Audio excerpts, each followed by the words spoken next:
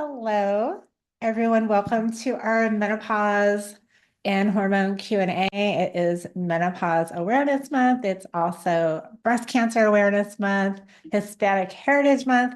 Lots of things going on Halloween, but I don't want you guys to be scared about your menopause symptoms. So we've got answers. I know you guys have a lot of questions. This is going to be pretty informal. We're just going to spend some time just answering questions that you might have about hormones, hormone replacement, perimenopause, menopause. Is it safe to take hormone replacement therapy? Does it cause cancer? What if you have breast cancer and you've been told that you can't replace your hormones? So all these things are questions that I get all the time from women. When do you start hormone replacement therapy? How long is too long to be on it? How late is too late? Feel free to ask any of these questions and I will answer as many as I can. And people are just dropping in some kind of small talking right now, but just so you know how it works, there is a Q&A button where you can go ahead and ask your questions. So you can pop them in there at any time. I alluded to this question earlier, but we have a lot of women who are confused about what stage of menopause they're in. And there's a lot of marketing out there where women are being sold tests to see if they're in menopause or if they're in perimenopause. And so let me just define what those are. So menopause, contrary to a lot of people's beliefs, menopause is actually one day. And it's technically the day after you've gone 12 months without a period.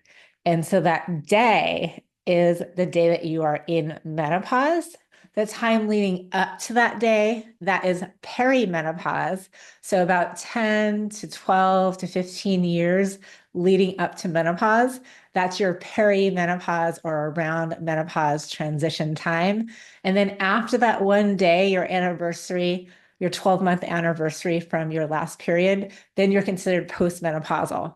Now, myself and a lot of other doctors and experts in the menopause, perimenopause transition, we just call it all menopause. So whether you are 38 and you're starting to experience symptoms of progesterone decline, you're starting to have moody issues, you're having trouble sleeping, those are like a lot of times the first symptoms of perimenopause, in addition to the irregular periods, whether that's your situation or you went through menopause 15 years ago, we're just going to call it menopause, just for ease of kind of speaking. But technically, menopause is that day, that 12-month anniversary from your last cycle.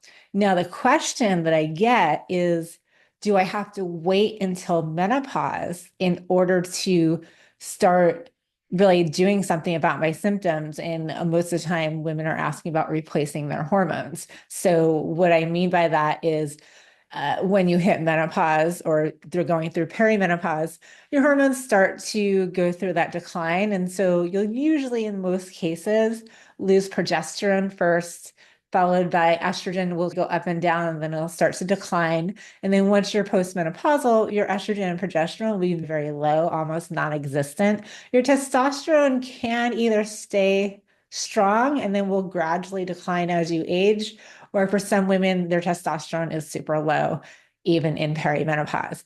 And so replacing those hormones is really the way to not only avoid the symptoms and recover from the symptoms that we hear about, the hot flashes, the night sweats, the mood issues, the weight gain, the rapid aging, the hair loss, all of those kind of like day-to-day frustrating symptoms. But replacing your hormones also helps prevent the deterioration that happens in the body, because estrogen, particularly estrogen, also progesterone, testosterone in certain cases, is super important for the health of every cell, every organ in our body. So things like our heart, our blood vessels, our brain, our bones, even our gut, they depend on our hormone levels being optimal. And once we're no longer making those hormones, then replacing them is the best way to avoid the symptoms of menopause and also prevent things like Alzheimer's, osteoporosis,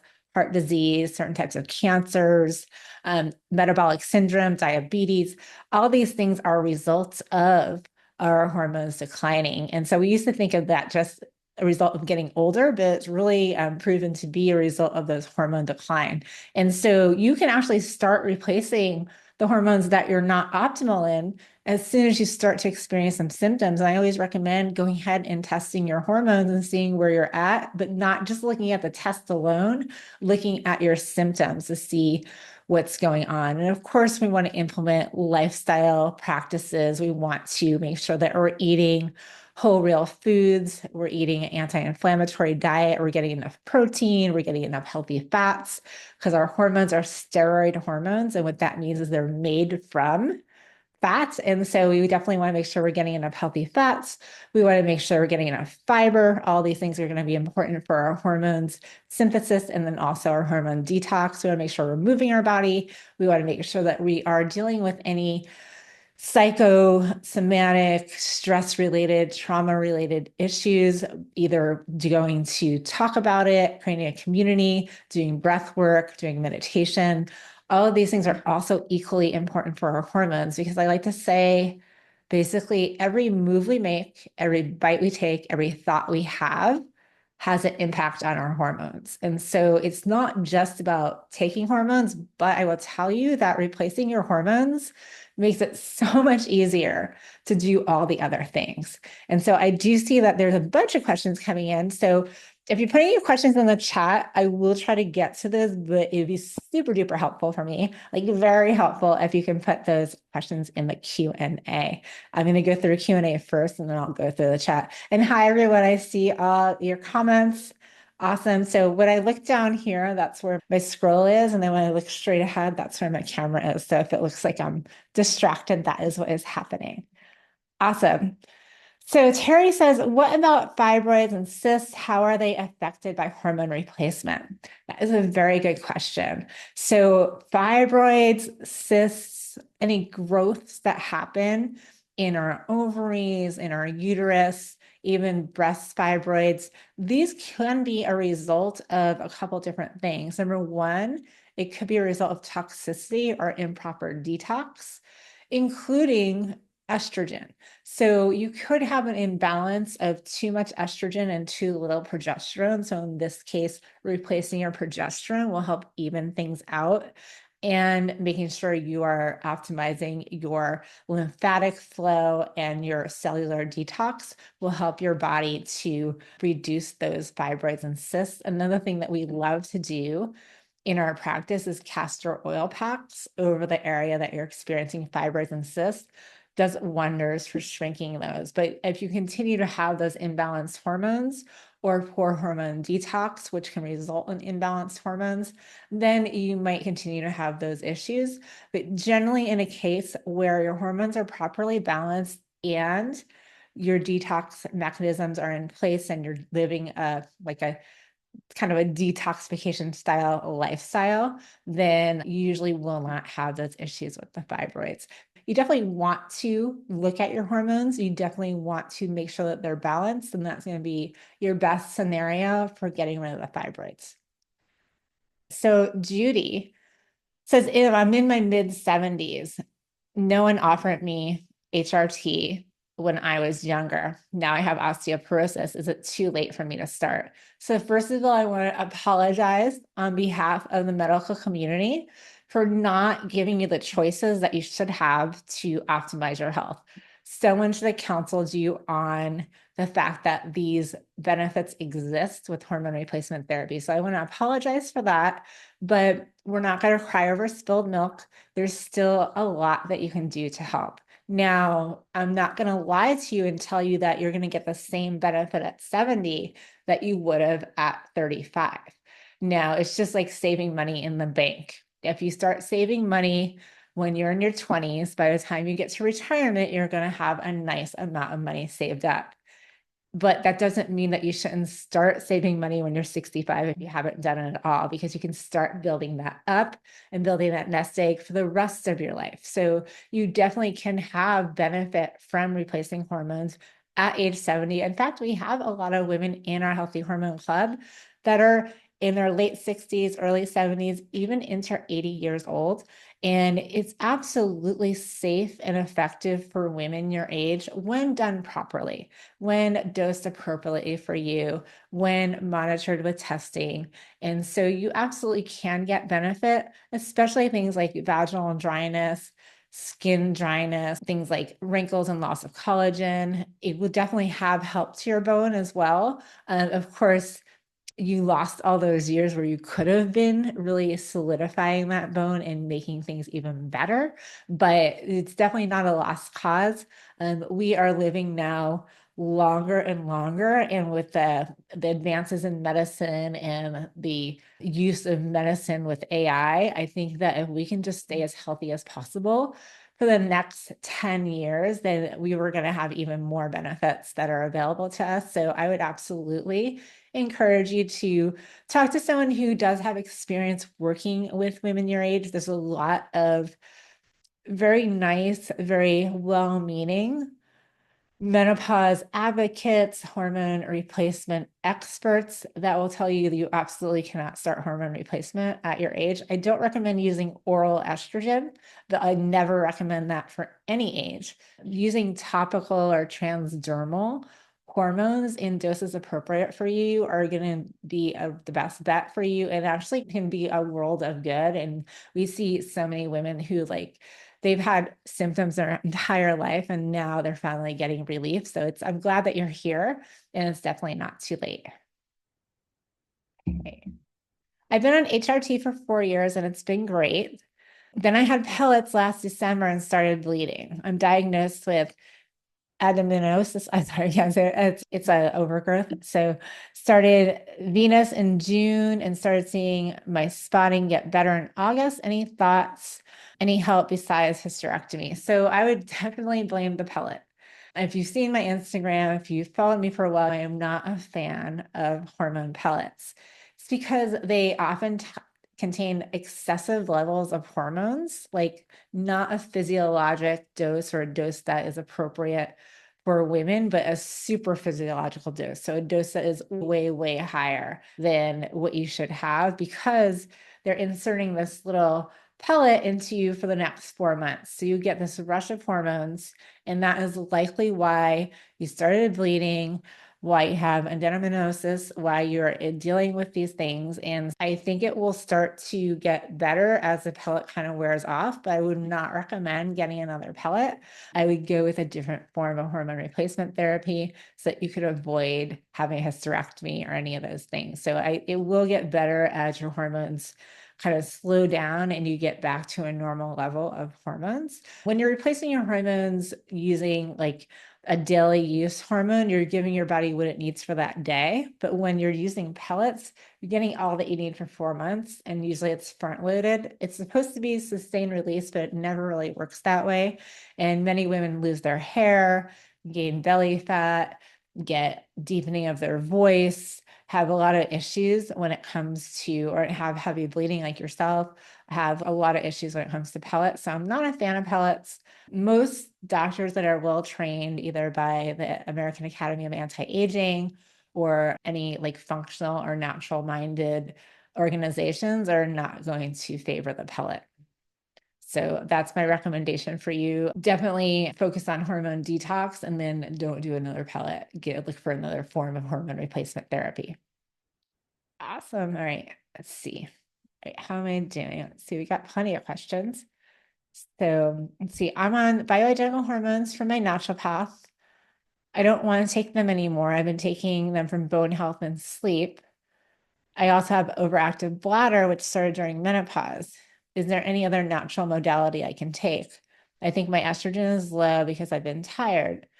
Don't apologize for asking a question. You're fine. So I'm curious why you don't want to take your hormones. Maybe you're not feeling so good on them, but things like osteoporosis, things like bladder issues, things like vaginal dryness, those are going to benefit from taking hormones. Now, I don't know if you're taking non-toxic, plant-based, cruelty-free hormone replacement therapy. There's not a lot of it actually available. So a lot of hormone creams from compounding pharmacies or even pharmaceuticals, whether it's a gel or a cream or a patch, a lot of them do have microplastics, petrochemicals, parabens, phthalates, things like that. We created one of the only transdermal hormone delivery systems that is absolutely toxin free and Leaping Bunny certified, which is a coalition for safe cosmetics. So, not tested on animals and doesn't have any toxic chemicals at all. So, maybe that would make you feel better about continuing to use hormones. But there's definitely other things you can do, everything from lifestyle to mindset, meditation, dry brushing, just so many modalities, definitely movement, definitely nutrition, herbs, things like that are all helpful and all part of a healthy lifestyle. But none of those things are going to give you back your estrogen and your progesterone in those cells. So you're still going to have those symptoms of the cells not having what they need. So the best case scenario is to continue on bioidentical hormones, making sure there's nothing else toxic in them so you can feel good about using them. And then you can actually have a longevity and prevention of cancer and heart disease and osteoporosis and dementia and diabetes, and just extend your life. Because one of the things that we now know about women on hormone replacement therapy, they actually have an average life expectancy of 7 years longer than women who are not on hormone replacement therapy. So you have had, since you've been on it for a while, you do have some benefit. So that will help you have a bit longer life expectancy than if you'd never used it. But I'm a fan of keeping your body as optimal as possible. And one of those things is going to be with the hormones. How are bones affected by hormones? Our bones, a lot of times people think about bones and they think of them like rocks or inanimate objects, but our bones are constantly building up and breaking down. And so they're constantly turning over. And so as we get older, as we get to perimenopause, one of the primary reasons for not being able to build that bone back up is loss of estrogen.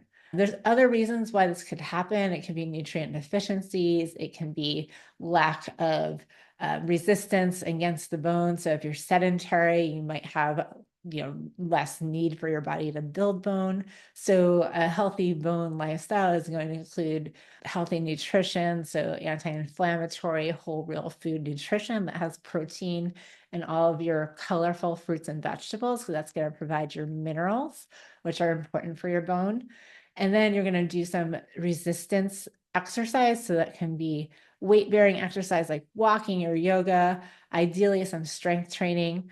But all of that works so much better when your body has that estrogen, because estrogen loss is a primary reason for osteoporosis. This is why we see it so often in women as they get to menopause and beyond. And estrogen replacement, and to some extent progesterone and testosterone, but just to a much smaller degree, mostly estrogen is going to be the thing that helps your bones to have that rebuilding. So they're still breaking down. They're just not building up at the same rate. This is why it's called osteoporosis, because the bones look porous like a sponge and they have holes in them because the estrogen is not there to help it build back up. So hopefully that makes sense. I don't want to get too technical, but the bones are constantly remodeling. And so everything you do today will affect your bones later down the line. So every day we have that opportunity when we wake up to improve our health. Like we have that choice. What are we going to eat? What are we going to do? Are we going to sit on the couch? Are we going to go for a walk? All of these things are so important to our bone health, in addition to having the right chemical messengers on board, which is in this case would be the estrogen to tell your bone to build. Just wondering, how do you decide if estrogen patch or pill or gel is most appropriate to use? A few factors that go into play. So for the patch, some women are attracted to the patch because of the benefit of you put it on and then you can wait 3 days and then it stays on you for 3 days and releases your hormones, and then you only have to change it out twice a week. Some women do not like the patch because it has an adhesive. Sometimes women get like a little sensitivity there, or if you're very active, you use sauna, you're swimming, you're exercising, sometimes the patch can fall off. And then so that's the pros and cons of the patch. A pill, you never want to use estrogen as an oral pill. So that was off the table because that can cause issues with cardiovascular health and maybe clotting. So we don't want to ever use estrogen as a pill. Progesterone is okay as a pill. Some women do not like the fact that most progesterone capsules contain peanut oil, which is inflammatory. And then some women have some digestive issues or issues with absorbing oral hormones. Sublingual is a good option. Transdermal gels or creams are good options. I'm actually in the process right now of formulating a patch that is non-toxic, so doesn't have any toxic adhesives. But that is probably another 6 months down the line. But yeah, I would just say speak to your hormone practitioner, ask them about your options, and try different options and see what works best for you. There's no wrong way, except for I feel like pellets are wrong. And definitely oral estrogen is wrong. But other than that, you do have options when it comes to your hormone replacement. How long after menopause begins can one begin HRT? How should one proceed? So you actually don't have to wait until menopause begins to start hormone replacement therapy. A lot of women now, like if you have the best case scenario, if you can turn back time and say, if I knew everything I knew now when I was young, what would be the optimal time to replace my hormones? That's going to be like the minute that you start to have any hormone related symptom, or you turn 35 years old and you test your hormones. You're like, do I have any symptoms of low hormones? Okay, I'm noticing that I'm having trouble sleeping. That's a low progesterone symptom. Let me just top off my progesterone to get it to the optimal range. Or even better, you would test your hormones when you're 20 and see like what your best for you, that best range is when you feel amazing. And then you would, at 35, you try to get it back to that best range. And then when you're 40, you're like, okay, I have more symptoms. Now I need to add hormones here. And it might not be those ages for everybody. Average age of menopause is 50 years old. 51 in the United States for Caucasian women. For African American women, it's a couple years earlier. Latin American women, it's about in between those. And that's roughly, and we haven't had any good studies then in the last 2 years, so it might have changed a little bit. But perimenopause starts about 10 to 12 years before that on average. So we're talking about 38 for some women. That's when perimenopause starts. That means that's when the decline starts. So that would be the optimal time to start replacing your hormones right when they're declining so that you can keep them topped off at healthy levels. And then as your hormones decline further, you're adding in just a little more hormone replacement therapy. So you never have any of the symptoms of hormone decline. You never have any of the increased risk factors. But we can't turn back time. I don't have a time machine. You probably don't have a time machine. So it's the next best option is as soon as you learn about it, and for you, it looks like you're 6 years post-menopause. So now would be an ideal time for you to talk to somebody about your options for hormone replacement therapy, whether you need estrogen, progesterone, and testosterone or DHEA, or you just need your estrogen and progesterone. If you don't have a uterus, you don't technically need progesterone, but there's a lot of health benefits to it. So I always recommend it. Yeah, we actually offer free hormone consultations. So if you are considering hormone replacement therapy, you can speak to one of our hormone coaches and we can go through your symptoms, talk about what your options are and what it looks like. And we can tell you how you can work with us with your hormone replacement therapy, or you can go elsewhere, at least what your options are. So I think we are going to pop that. Jen, I know you're on and maybe Shauna's on too. If you guys can pop our link to oh, looks like you just did. So Shauna popped the link in the chat to our free call. So you can just jump on and speak to a real person, not text. I know a lot of the companies online now, they're like, start your visit. And then you click on it and you're just filling out a questionnaire. And this is like a real live person, woman who understands what you're going through and can walk you through the situation. That's how we roll over here. You're not going to fill out this endless questionnaire. And then at the end of it, we recommend you an antidepressant, because that's what happened to me when I went on one of our competitors' websites. So we're going to give you real talk back and forth, let you ask questions and all of that. I know sometimes these Q&As are great because I'm going to give you a lot of information, but you might be thinking, how do I apply that to me? Does that apply to me? What about my super unique situation? And that's why we offer the free calls. And so I will be sending out a replay of this Q&A, because a lot of times I stay on pretty long. My last Q&A was like 3.5 hours. So I don't expect you all to stay with me, but I will send back a replay so you can look through the questions and the answers if they help you. But also with that replay, most of you are on my email list. We'll email you that link to that call if you don't catch it in the chat, but the girls will be putting it in the chat every so often as I'm talking.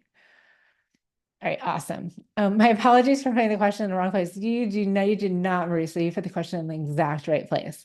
Let's see. I'm finding doctors here are against replacing hormones as they're concerned with cancer, from the WHO report. So that WHI report is what you're talking to.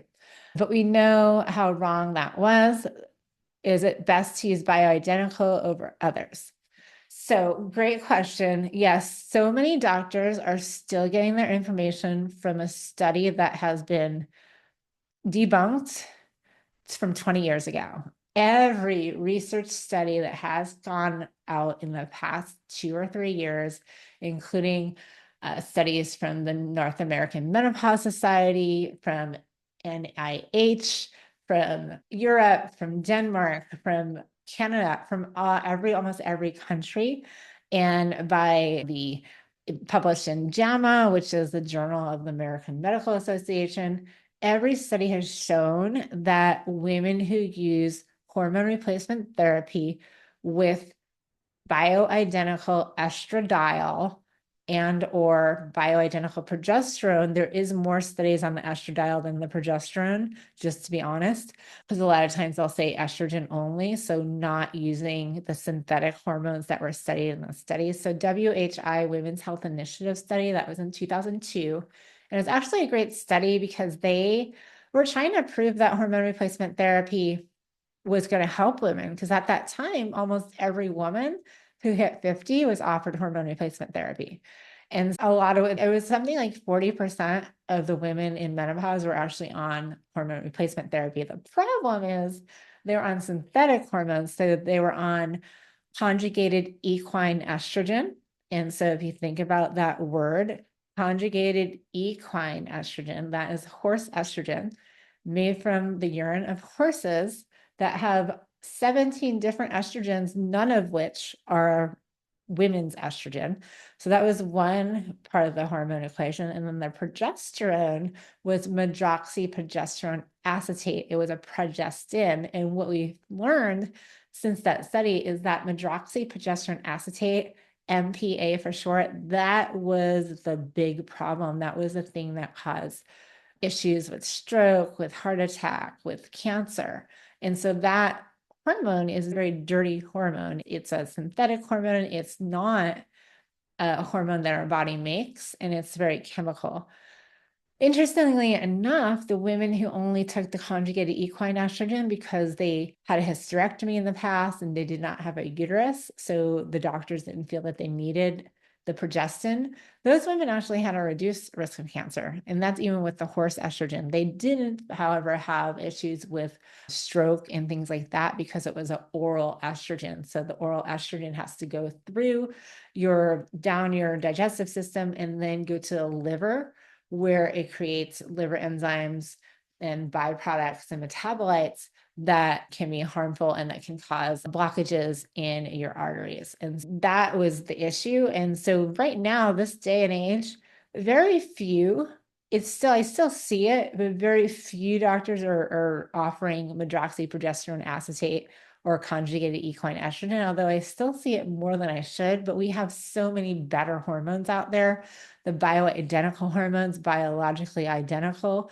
All that means is that you're getting actual estradiol and estriol. Those are the hormones that our body makes. You're getting actual progesterone, actual DHEA, actual testosterone, not ethinyl estrogen or any kind of other synthetic hormone. Because when you think about your body, when you put something that your body is expecting that matches what your body makes into your body, it knows what to do with it. When you put something that's like that thing, but not quite, then it doesn't really work. And so it's like eating an orange or eating an orange Skittle, right? So the orange is going to have vitamin C, it's going to have nutrients and vitamins, it's natural, it's going to be health giving.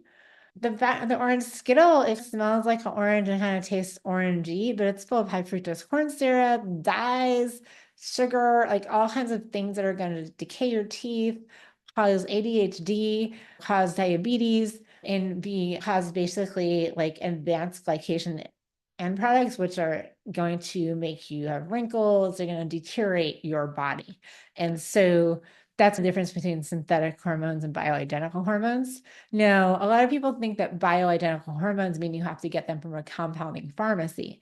That is not the case. As long as they are actual estradiol, if you see it says estradiol USP, which is United States Pharmacopoeia, which means that it is certified, the estrogen itself is certified as pure and clean and potent. And then the progesterone will say progesterone, not progestin, not MPA, not any other words. And then DHEA will say DHEA, testosterone will say testosterone. And so those are how you know that you're getting biologically identical hormones. And there's really no need to do any, if you're going to replace your hormones, why would you not use the hormones that your body is expecting? They have almost no side effects other than maybe a little bit of water weight gain, a little bit of breast tenderness, a little bit of your body adjusting to the hormones, but those are the ones that are reducing your risk factor for all-cause mortality, dying for any reason. And so, yes, you definitely want to use bioidentical over synthetic. And that's a long-winded answer to a very short question. All right, let's see. How do we get rid of hot flashes and night sweats? The conversation we've been having here, definitely one of the big symptoms, probably like the one that's most popular. I think if you ask like any like 12-year-old boy, what is a symptom of menopause, they will say hot flashes because it's so common, it's so popularized, and like the media sees like menopause as hot flashes. So it's definitely one of the best ways to get rid of hot flashes is going to be to replace your hormones. But it's also important to know that menopause can mean a lot of different symptoms. There's like over 100 different symptoms. We actually have a guide on our website. If you go to glownaturalwellness.com and go under free resources, it's called 99 Symptoms, One Root Cause. And so it goes through all the different symptoms that you might be experiencing through perimenopause and menopause. And so if you don't have hot flashes, you could still be in perimenopause or menopause. But yeah, so definitely replacing your hormones is definitely going to help. However, there's other reasons why you might have a hot flash. It could be stress related. It could be a food intolerance or food sensitivity. It could be a gut parasite. So those kind of things can also lead to a hot flash as well, because men can get a hot flash if they have a gut parasite or something like that. It can cause things even like my husband calls it the meat sweats. So if he eats too much, and especially if he eats like a big steak, he says he feels very hot. So that is other things that can happen. All right. How does a hysterectomy done but left the ovaries bilaterally affect my hormones? Nothing was suggested, and I truly believe my metabolic belly fat is real. So yes, so if you have a hysterectomy and remove the uterus, but you leave the ovaries, then you can still be making your own hormones. The studies kind of show that usually when the uterus is removed, the hormone production does slow down. It's almost like your body realizes that there's no real need for it to have those hormones producing because you can't have a baby. And it usually doesn't happen right away, but it usually does happen. You see like the menopause move quicker for women who have had their uterus removed. Doesn't happen every single time, but is super common. Now, if you have a hysterectomy and have your ovaries removed, you are immediately thrust into menopause and you should be offered hormone replacement right away. But for you, I'd recommend like analyzing your symptoms, looking at your symptoms, maybe booking a call with one of our hormone coaches and going through what your symptoms might be. A great opportunity for a hormone test. We have a very simple to do at home hormone test that you just do a little saliva And in a couple of weeks, you get your results back and your actual free and available levels of your estrogen, progesterone, and testosterone, which can be super helpful. So you can see, are you like where you need to be? And then we also analyze like 68 different hormone related symptoms. So we can tell you if your symptoms are the reason. And so if you're dealing with that hormone decline, and that is why you're feeling the way you're feeling. And yes, the belly fat is real, and it really is a symptom of menopause. You will notice that even when we look at like before America and like the industrialized countries, before we got to be where we had an obesity epidemic, like back in the 20s when everybody was thin, if you look at pictures of like families from back in those days, everyone's real thin except for grandma. Grandma has a belly because estrogen loss will actually turn us into having more belly fat storage. It's because a lot of people don't realize this, but one of the reasons why your body does that is because fat actually makes a form of estrogen. It makes estrone. And if you get enough, if you get a whole bunch, like if you are 400 pounds, your estrone can actually make some estradiol. So it's not a good strategy. I don't recommend overeating to help improve your estrogen levels, but it is a mechanism that the body goes into as a protective mechanism. And we also got to remember that from an evolutionary standpoint, having belly fat is not considered bad. It's actually considered like a survival mechanism because you have more stored energy, but it's not what we want in this day and age. And that menopause belly is real. So when and it's not only unsightly and uncomfortable and makes us not look good in our clothes, but it's also that visceral fat that can lead to a higher risk of heart disease, higher risk of stroke, higher risk of dying earlier. So it's not a good fat. It's definitely a dangerous fat to have as well. So it's not just vanity, it's also longevity, the reason why we want to not have that belly fat. See, is there a test to see how much hormones a person has to determine if hormone is needed? Yes, absolutely. So on our website, it's called the Hormone Trio Test. This week, it happens to be on sale for 25% off. And you can go in and you can just order the test, and it's automatically 25% off this week. All of our testing is, so you don't need a coupon code. And this is doing this on October 2nd. So if someone's watching a replay, it may not be true, but it's a wonderful test. And you will go in and you'll just test your hormones at home. You can also do this with a blood draw at your local doctor's office, but I'm more of a fan of doing at-home testing when I can. One, you don't have the commute. Two, you don't have to sit in the waiting room with people that are sick. And then three, you get to get your results delivered and talk about them. And we always give you a strategy with your test. Yeah, that's a great way to do it. But you can definitely test your hormones at home, or you can go to your doctor to see where your hormone levels are at. See, I'm 77. I have issues with brain fog, memory, with unclear source because of sleep issues producing cortisol, which increases weight, which increases cortisol, which increases sleep issues. Is HRT good for me, and what level? So if you're 77, I'm going to just throw it out there that you likely have very low levels of estrogen and very low levels of progesterone if you're not already replacing them. And so definitely the brain fog, the memory issues, the sleep issues, the high cortisol, these are all results of having too low levels of hormones or a hormone deficiency. So it's really interesting that if we have insulin, if we're not producing insulin anymore, you go to the doctor and they'll give you insulin to replace your insulin. If your thyroid hormone is low and you're not producing enough thyroid hormone, you'll go to the doctor and they'll give you thyroid hormone. If your ovaries are not producing and you're having all this aftermath for having low estrogen, for some reason it's, oh, just fend for yourself. If this happened to men, like there'd be replacement, there's vending machines on the corner. It is getting better. We are getting more and more people having this conversation. Oprah, Jennifer Aniston, Halle Berry, celebrities are talking about it, Drew Barrymore. It's getting more and more mainstream conversation, but it's still not enough.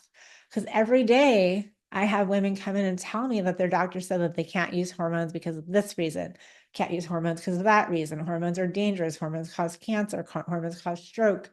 All these things are untrue when you're using the right type of hormones. Yes, if you use oral equine estrogen, it can put you at risk for a stroke. If you're using medroxyprogesterone acetate, it can increase your risk for cancer. But if you're using bioidentical estrogen and progesterone, guess what?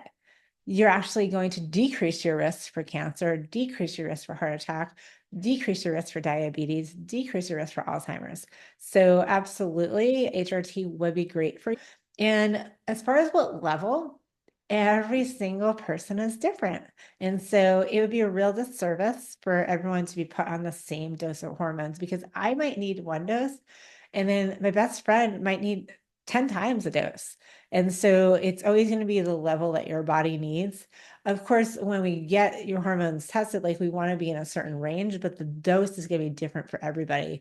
The way you absorb it, the way you metabolize it, how much your body actually needs. And then there's a range for what the optimal level is for different women. Some women feel great at the lower end of the range. Some women feel great at the higher end of the range, but you don't want to be outside the range at like flatline, because that's just going to cause issues and health concerns and limit your longevity and limit your quality of life.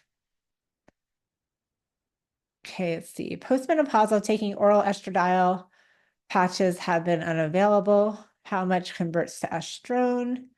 Is vaginal DHEA safe for endometrial thickening? Okay, there's a lot there. So first of all, don't take oral estradiol. Go back to your doctor and say, I demand a form of estradiol that is going to not cause health concerns. No one should be taking oral estradiol. It's just not safe. So definitely it doesn't, you can do a cream, you can do a gel, you can do a ring. So that you definitely do not want to do that. How much converts to estrone is going to be different for every person. Not a lot of it is going to convert to estrone if you're using topical or transdermal, because it's going to go straight into the tissues as estradiol. So you don't have to worry about your fat tissue is what's going to make the estrone. And then as far as DHEA for endometrial thickening, that's not what you want to be using, because DHEA will actually contribute to, if you have endometrial thickening and you use DHEA, DHEA will convert partly to testosterone, and then testosterone can convert to estrogen. So you actually want progesterone to reverse your endometrial thickening, and you can use it sublingually, you can use it transdermally, you can use the estrogen orally. And so you definitely want to have progesterone to balance out your estradiol. And hopefully your doctor knows that. But definitely, it doesn't seem like the doctor that's prescribing your hormones is very well versed in hormone replacement therapy if you're getting oral estradiol. So I would definitely get a second opinion, see if there's someone else you can work with. You can definitely work with us, but that oral estradiol is very dangerous, and you definitely need to be on progesterone when you're taking that, especially if you have thickening of the endometrial lining, because the estrogen builds it up, the progesterone breaks it down. And so that combination keeps things balanced. And then you also want progesterone for your brain health, for your gut health, for your thyroid health, so many other benefits of progesterone as well. Okay. All right. How are you guys doing? We're doing good? See, yes. I'm checking the chat. All right, let's see. All right, if you're putting in like your hormone test numbers, I'm not going to actually be able to analyze that in this setting. That would be something that we do inside the Healthy Hormone Club. We're looking at your health history. We're looking at your past hormone levels. We're looking at your symptoms, and we're going to be able to come up with a plan for you. I would be doing you a huge disservice if I did that right here without knowing any of your history, all about your symptoms. So I'm not going to do that here. I'm going to answer questions. But if you do want like real help with your hormones, then we have our Healthy Hormone Club, where we do your testing. You meet with your hormone specialist, unlimited visits with the hormone specialist. We have a whole team of doctors, nurses, and coaches that are absolutely amazing. And then you'll get your hormone kind of protocol laid out. We'll ship your hormones to your door, give you some lifestyle coaching, and then we'll retest your hormones after a few months, see where you're at, make dose adjustments if needed. At any time you have any questions, you can always get on a call with a hormone specialist. I also do hormone happy hours every month for a Healthy Hormone Club where it's like this, but it's actually a meeting. So we see each other's faces and we have a conversation about all things menopause, anti-aging. Sometimes I talk about skincare. Sometimes I talk about fitness. We talked about breast health last month. So it's lots of fun. So we definitely would love to help you, but I can't give you diagnoses in this kind of like fun Q&A setting. Awesome. All right, what should I do if I want to try hormones while in menopause? My doctor does not want to prescribe them. He tells me I don't need any. Find another doctor. So I know it sounds so mean, but it's not. So your doctor does not want to prescribe them. So that's telling me that he wants you to have a shorter life. He wants you to have less quality of life, or he just doesn't understand. So it's okay if you like that doctor for if you get a sprained ankle, or if you want to just get like a regular checkup, or maybe he's helping you with your thyroid, that's fine. But find a hormone specialist, find someone who's an expert in female hormones, expert in menopause, so we actually help you. And we'd love to help you if you're interested in that. We work with women all around the country and all around the world, so we can definitely help, but nothing against your doctor. He just doesn't understand. And yeah, a little bit against your doctor, because he shouldn't be telling you that you don't need any hormones. He should be saying, Suzanne, I have not had any education about hormone replacement therapy or menopause, so I have no idea what to tell you, and you should probably find someone who does. If someone came to me with a dermatological issue that I had not seen, I wouldn't be like, you don't really need to do anything. I'd be like, no, you need to go see a dermatologist who is trained extensively in issues of the skin, because I know a little bit from medical school, but I don't know about every skin issue. So I would recommend you see a dermatologist. So that's what your doctor should be saying. I don't really know. I recommend you see a hormone specialist, an menopause expert, because he's really doing you a disservice. It's so not cool.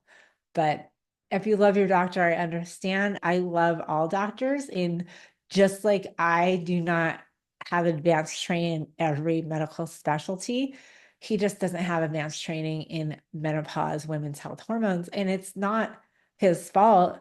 Medical school only has about 2 hours about menopause or perimenopause, and it's mostly just about give them this medication for their bones and give them this medication for their hot flashes and just try to make them comfortable. There's nothing about hormone replacement therapy unless the doctor goes after they graduate for continuing education. And so this is true for OBGYNs, this is true for primary care doctors, it's true for endocrinologists, which are hormone doctors, which is bizarro. But it is supposed to be changing. There's a lot of legislation going through government right now to make it mandatory to have more women's health education, but it's just not there yet. And so we really have to go to doctors who are passionate about women's health, who actually spend their own money and their own time outside of their practice to learn about these things and stay up on their thing. And that's, I'm doing this like at my kids go to bed, my husband goes to bed, and I am like learning about the latest in women's health. And I will share with you something I learned yesterday. So very exciting is, so there's all these new treatment modalities that are coming out. So I just learned this and I thought you might be interested. So there's something called platelet-rich plasma therapy. Most people are familiar with that from like skincare. So you can actually do like a vampire facial or something like that, where they draw your blood and then they put it into a centrifuge, and then they're able to inject the plasma, either microneedle it or inject it into your skin to help grow collagen and help restore the tissue to a more youthful stage. There's also like stem cell therapies, which is similar but not the same. But what I read yesterday is they're actually doing some studies right now on using PRP or platelet-rich plasma therapy on ovaries to either reverse or extend the time to menopause for women who want to have kids and haven't had kids yet. So they're actually able, in a small group of study, it was a very small study, it was only half the women were able to actually bring the ovaries back online after they had gone through menopause and with this platelet-rich plasma therapy. And the reason is because it used to be thought that at menopause we had no more eggs left in our ovaries, but that's not true. We have some more eggs left. We just don't have the ability to release them anymore. So with this ovarian rejuvenation, they actually would get the ovaries to release a few more eggs. The downside was the women had to go through menopause again. So they had to go through all the symptoms of menopause and all the things. So anyway, that's something I just learned, and I'm always learning. Is my point is your doctor's not always learning about women's hormones. And so anyway, a little aside, just a fun fact, dinner party conversation you can have this weekend, but super interesting. Okay, I'm using Globalo with estrogen and DHEA, but there was no instructions of the dosage for DHEA. I am using 1 or 2 pumps at night. Can it be used rectally? Could it be causing rectal bleeding? So no, it won't cause rectal bleeding, but yes, you're using the correct amount. So it's 1 or 2 pumps once or twice a day. If you're using the estrogen, we recommend that's the morning. And then the DHEA is the evening. So it's like a day cream and night cream. 1 to 2 pumps is great. There's no relation with rectal bleeding with DHEA use. So it might be some other issue going on that is pretty serious. So definitely go get checked out if you have any internal bleeding going on, not hormone related. See, can hormones be replaced with a whole food lifestyle or only replaced with medication? So if you want to replace your hormones, so you want to bring back your levels of estradiol, progesterone, DHEA, and testosterone, you're going to have to put back, once your body's no longer making them, you're going to have to put back in estradiol, progesterone, DHEA, and or testosterone, the ones that you need. Now, will eating a healthy whole food lifestyle improve your overall health while you're replacing your hormones, or if you choose not to? Absolutely. If you're still cycling, so if you are someone that's 25, 35, you're still getting a period regularly and you have some imbalances or you have irregularities or you have PMS or PMDD or PCOS, then eating whole real foods, exercise, stress reduction, supplementation, those things can absolutely help resolve most of those hormone related symptoms in someone who is still has their ovaries working, someone who's still releasing hormones. Now, if you are perimenopausal in that natural state of hormone decline, or menopausal where you have already gone through the hormone decline or you're on that one day, then really nothing that you're going to do lifestyle wise is going to restore those levels because your body is not producing them anymore. You can absolutely improve your overall health, but you're not going to get those levels back to where they need to be to protect your bones, to protect your heart, to protect your brain, to protect yourself from 7 different types of cancer. And so you might be able to modulate some of the symptoms. So maybe with some herbs and with some nutrients, things like vitamin D and omega-3 fatty acids, those can absolutely help with things like hot flashes and some of the symptoms of menopause, but you're still going to be missing out on the internal chronic health disease risk factors that are the big killers for women as we age. Hopefully that's helpful. I am a huge proponent of healthy lifestyle, of natural medicine. In fact, that book behind me, that way, it's called The Hormone Harmony Over 35, and it is 100% lifestyle practices. So I didn't really talk about hormone replacement therapy in there because I was just kind of talking about the naturopathic approach to limitless health.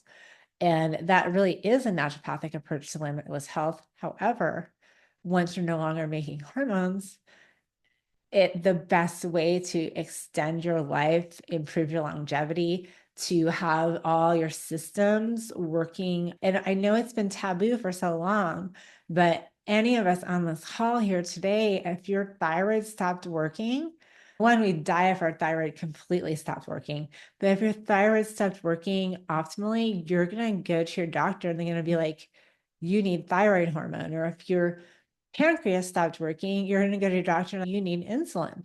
Why, when our ovaries stop working and we're not producing estrogen and progesterone, are people like, you need estrogen and progesterone? I am saying it.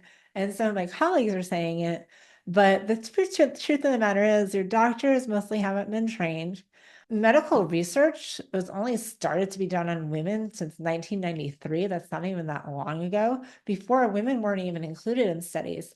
And the studies since 1993 until just about the last couple of years, they only included women when they weren't on their periods or when they were on birth control because the periods made it too confusing. So they only had women on birth control pills in studies. So we're still a really long way from like actually having the data and having the information in local doctor's offices about women's health. So, long answer to a short question again, but hopefully that was helpful. Okay, let's see. Hello, I'm officially in menopause 1 year after my last period. Congratulations, happy anniversary. I recently started BHRT with estrogen and progesterone cream.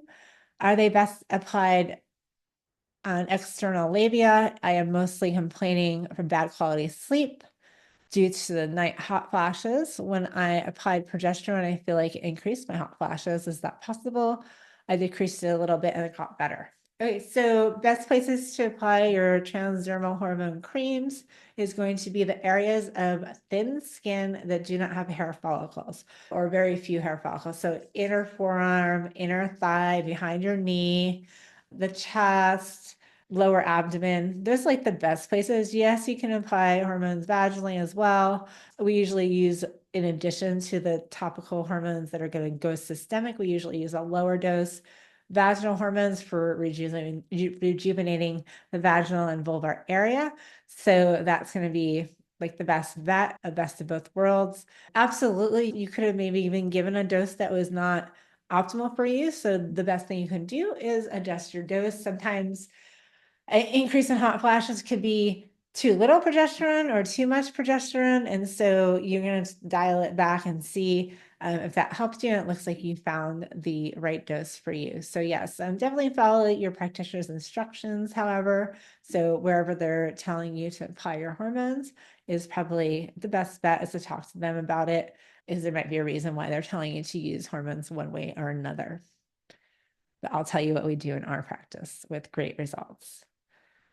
See, I'm having trouble with pain in my legs, stiffness, and balance. I'm 55 years old, and this happened recently. Also not on HRT, but I have increased my vitamin intake with magnesium, evening primrose oil, and zinc.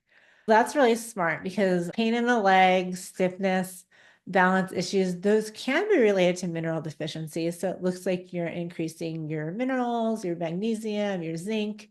Those are great. But just know that estrogen helps our tissues with elasticity and moisture. And so feeling stiffness, issues with balance is usually has to do with our inner ear, and estrogen, estradiol there's a lot of receptors in the cochlea and inside the ear. So we do see this issue with women as they get older. So I would definitely consider hormone replacement therapy. You're 55, you're right at that age where it's like the optimal time to start hormone replacement therapy. You can see lots of benefits, but definitely keep doing your vitamins, keep doing your minerals, drink plenty of water, go with that anti-inflammatory, whole real food, organic as possible diet. Try to get some movement. You don't want to be sedentary. Even if you can do like a little bicycle motion while you're sitting down, some water therapy, like maybe get in a pool or a body of water. You definitely want to keep that movement going, but I think hormone replacement therapy can be super helpful for you, not just for your stiffness and your pain in your legs and your balance, but also for all the other health concerns that can be coming up as you go through your 50s, 60s, 70s, and beyond. What kind of support can you offer for someone who has it's also small, prolactinoma and low levels of DHEA, testosterone, low T3 conversion? Yeah, so what we would do with someone like you is we definitely look at your testing, look to see what your lifestyle currently is, look to see what symptoms you're experiencing from these issues. And then we can definitely support you with hormone detox, hormone replacement, and nutritional and lifestyle support. See, my OBGYN suggests I take birth control pills instead of hormone replacement. Oh my God. Oh my God. No. I am so sorry. I'm going to apologize on behalf of your OBGYN and all my fellow doctors that give you bad advice. Birth control pills are hormone disruptors. They are designed to disrupt your endocrine system. So normally women have a menstrual cycle where they're going to release an egg, and that's going their estrogen. They're going to have LH and FSH, and that follicle stimulating hormone, the FSH, is going to tell the ovaries it's time to release an egg. The egg gets released, your estrogen and progesterone go up. If you don't have they make your uterine lining grow. And then if you don't have a baby to support for that uterine lining to protect, then you have a period, right? And the cycle goes over. So your hormones go up and down every month. Birth control pills are disrupting that cycle. So you're getting synthetic, highly toxic synthetic hormones that are standing in place of your real hormones and telling your body to not work properly. Those hormones in the birth control pills are the same hormones that cause stroke, cause cancer, cause heart disease. And so the fact that any doctor is recommending that you use birth control pills instead of actual hormones is mind-blowing and so just misinformed and such a disservice to you. So no, please do not take birth control pills. They are not hormones. They are hormone disruptors. If you go on the EWG Environmental Working Group's website and you type in the name of your birth control pill, you will see endocrine disruptor, endocrine disruptor, endocrine disruptor. So you definitely do not want to use birth control pills unless you're using it for contraception and you don't have another option. So I am not a fan. I was put on birth control pills when I was 12. And I really believe that is what led to my ovarian failure diagnosis at age 20. And so birth control pills are just so toxic. They actually prevent your body from absorbing vitamins and minerals. There's so many other problems with birth control pills. The main one being that they are the very synthetic hormones that we're saying not to use in hormone replacement therapy. And they were recommending these dangerous synthetic hormones to young girls, to teenagers, and to women in menopause when they should be using hormone replacement therapy. You might get some symptom relief from your hot flashes or the day-to-day symptoms, but you're not going to get any of the benefits to your bones, to your brain, to your longevity as having actual hormones. See, I'm also using estrogen progesterone cream, but my libido just gave up on me. Should I use DHEA or is there anything else I can do? I've used Venus, but I haven't noticed any change. Yeah, so I would definitely include DHEA. DHEA is a great precursor to testosterone, so that can raise your testosterone levels, but also in and of itself can help with libido and energy. And then I would also recommend vaginal DHEA, because that is going to help with arousal. It's going to help with sensitivity.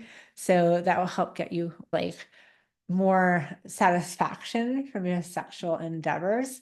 And then also you got to look at things like just overall health, stress levels, inflammation, because sometimes if you're in pain overall, you have headaches or you have a lot of stress going on, sometimes the last thing you're thinking about is your libido. But if all of that is in place and you think it's just your hormones, then definitely DHEA or testosterone can be definitely a game changer in that area.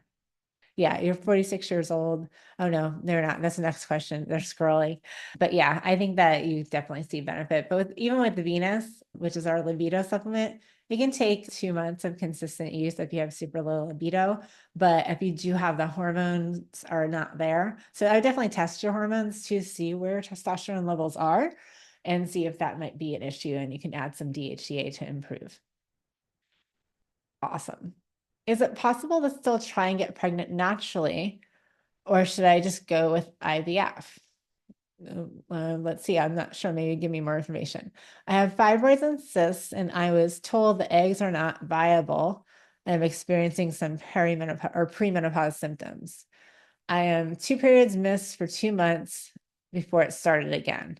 I'm 46 trying to conceive. So I think that you can definitely, if you're getting regular periods and you just missed a couple, you can definitely get pregnant. It is definitely a possibility. The question is like the timing, right? So at 46, you have to look at, okay, I have this many years left. Likely, you don't know how many years you have left, but you know that you're getting to the point where you're entering perimenopause and you're skipping months and things like that. So definitely it's a personal decision whether you're going to go the route of IVF or you're going to try to optimize your health and the health of your partner so that you can conceive naturally. There is lots that you can do lifestyle wise, stress reduction wise. Your partner can withhold sex or withhold masturbation so his sperm is more potent and more, he can take certain nutrients so that his sperm is more motile and can swim better. So there's things like that can be helpful. But it's really, I can't really make that decision for you because it's really a very personal decision that you'll make with your partner, whether you want to try the IVF or whether you want to give it more time to try to conceive naturally. I would definitely like really try to biohack your health and make it your job to have zero toxins, that every meal is as nutritious as possible, no alcohol, no recreational drugs, no toxins in your cleaning products, your personal care products, and try to be as like healthful as possible if you want to try to do it naturally. But like every meal is, it's like your job to get all those nutrients. Because everything you do is going to be super helpful, not just for you to be able to conceive, but also if you do conceive, that baby that is going to have all of that benefit of having that super healthy lifestyle. But with that said, you can be as healthy as anyone. And there could be other factors behind what's going on, why you're not able to conceive. So I would definitely consult with a fertility specialist, have them run some tests, have them run your hormone levels, your AMH, your FSH, your LH, see what's going on. And they can give you a kind of score almost on whether you actually should be going like IVF immediately or whether they think you have some time and you can get that and maybe get two opinions. It's always good, something as serious as fertility. If you really want to have that baby, get a couple opinions of fertility doctors, fertility specialists, and not ones that just push IVF, but ones that are holistic as well, that look at lifestyle and all the other components. See, are there higher issues with blood clotting and stroke incidence while on HRT? Only if you're using oral estrogen and medroxyprogesterone acetate. Otherwise, it's actually lower risk of blood clotting and stroke. Is it something you consider when, yeah, so that you want to consider the delivery method of your hormones. So you do not want to use oral estrogen and you do not want to use medroxyprogesterone acetate or any synthetic progestin. You want to use bioidentical estradiol and or estradiol and estriol. Those are the two bioidentical estrogen replacements that you want to be putting in your body. Estradiol is the more potent one that does most of the benefits. Estriol is the helper that also has some breast protective properties and also has hydrating properties. So it actually helps estradiol to work better. Also can help with autoimmune conditions and things like that. So I like including the estradiol and the estriol. Some people just want the estradiol. It's okay either way, but you want to make sure it's estradiol and it's transdermal or sublingual. And then you want to do progesterone, only progesterone, not like progesterone, no progestin, and then you won't have increased risk of stroke or heart attack. So hopefully that's, or blood clotting. And then sometimes if you're wondering like why your doctor said that hormones cause blood clotting or hormones cause stroke, it's because they're looking at a study on oral conjugated equine estrogen and they're just saying hormone replacement therapy. And so they're attributing the properties of oral synthetic horse estrogen over to all hormone replacement therapy, which is totally erroneous and absolutely not the same. Let's see, are higher issues, oh no, are the higher issues with blood clotting and stroke? Oh no, sorry, I already answered that question. Let's see, I am postmenopausal with major weight gain. I exercise, eat right. Is there anything I can do in the way of hormones?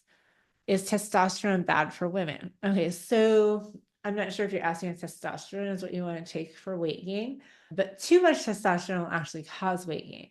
So you want to make sure your hormones are balanced. Definitely with estrogen, estradiol, it actually acts as you guys are familiar with like semaglutide and the GLP-1 medications and Manjaro and what's the other one? The main one. I can't remember the name. But Manjaro, Wegovy, Ozempic, that's the one. They are all GLP-1 medications, and estradiol actually does the same mechanism in the gut that helps you not be as hungry. And so if you're gaining weight, a lot of times there has to be something going on. It could be your thyroid slowing down. Estrogen will actually, low estrogen and progesterone will actually slow your metabolism, increase your hunger, increase your body's ability to store fat, increase your insulin resistance. And so definitely can be linked. Testosterone, on the other hand, can help you build muscle. So if you are low in testosterone or DHEA, you might have a harder time putting on muscle when you're working out. And so that can cause some issues with your metabolism.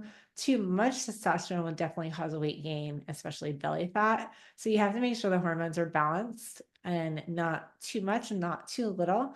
It's like Goldilocks and the Three Bears. But definitely, we do see, I talked about earlier how it's the women in menopause that often have the issues with the weight gain. Now, you can be 20 years old and have an issue with weight gain if you're not eating well and exercising. It's not definitely not just the symptom of menopause, but it does make it a lot harder to maintain your weight and a lot easier to put on fat when you're hormone deficient. What is the cause of polyps in the uterus? It could be a variety of different things. So there's not just one cause. Polyps they can be your body trying to protect you from a toxin. So basically forming a mass around that thing so that it's not going to go anywhere. Could be hormone imbalances, could be other things, could be DNA damage. And so there's a lot of different reasons why they occur. Most of the time, they're not dangerous and they're not cancerous or anything like that most of the time. But you always want, anytime you have any abnormal growths, it's always a good idea to get them checked out. But most women have some polyps or cysts somewhere in the body. It's just a normal way your body protects you from things that aren't supposed to be there. I stopped menstruating when I was 18 years old, started to take hormones, estrogel and prometrium when I was about 28. Today I'm 53 years old. How detrimental is it early menopause? It's not too bad because you've been on hormone replacement. Having menopause early, any early menopause, and you were without hormones for 10 years from 18 to 28, usually puts you at higher risk for heart disease, osteoporosis, dementia, mood issues, rapid aging, things like that. But you were put on hormones, which is great. And so you actually are getting the benefit. So it's not that detrimental for you. I don't know how you're feeling, if you have any like heart or cholesterol or any issues like that from the time you were without hormones, but I'm glad that you got put on hormone replacement therapy and you're still on it. So I don't think that there's that much, you're doing the right things, in other words. So it's not too detrimental because you got treatment. So that's awesome. Let's see. I'm 52 and I had a partial hysterectomy in my 30s. I've had menopause symptoms since I was 45. My doctor said the same and didn't favor HRT either. How do I deal with the symptoms that won't go away? I've been hot for 6 years. The same thing I'm going to say that I said to Suzanne, find another doctor that is actually educated in women's health, perimenopause, menopause, and hormone replacement therapy. There's no need for you to be suffering. It is very common when you have a partial hysterectomy to go into menopause a little bit earlier or on the earlier side. You said 45. That is pretty average. Between 45 and 50 is like the average age of menopause. But you definitely want to replace your hormones because you're still young and you have half your life ahead of you. Why would you want to, one, live with daily symptoms, but two, be at risk, further risk or more increased risk for heart disease, dementia, osteoporosis, cancer, diabetes, metabolic syndrome. I sound like a broken record because every answered every question. I'm like repeating a lot of these things, but I think we don't hear it enough. I feel like this should be like on the news in the morning, like when they're talking about silly things, like they should be talking about this.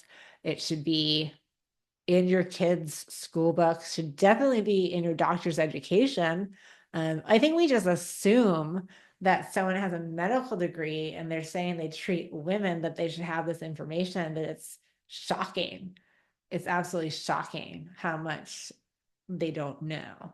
And I have friends, or you might find online, there's some very well spoken, outspoken doctors, and some of them are OBGYNs, and some of them are breast cancer surgeons. And they will tell you the same thing I'm telling you, that they did not get the training on hormone replacement therapy, they did not get the training on menopause.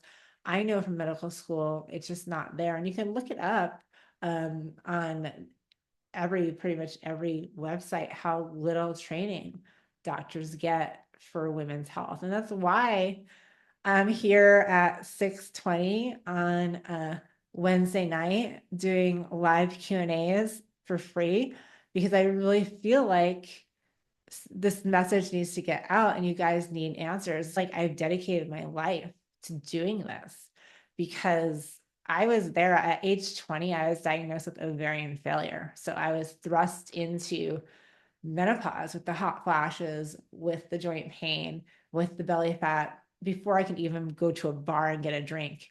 And the doctors back then were no different than the doctors now. They just didn't have any answers for me. I realized later that doctors are very helpful when you have reproductive system that's working and you can have a baby. Like, they know about delivering babies, they know about prenatal care. But then once that's over, women's health, that class, the textbook got closed. And that's, I know I'm on a soapbox now, but I just think it's shocking and it's upsetting.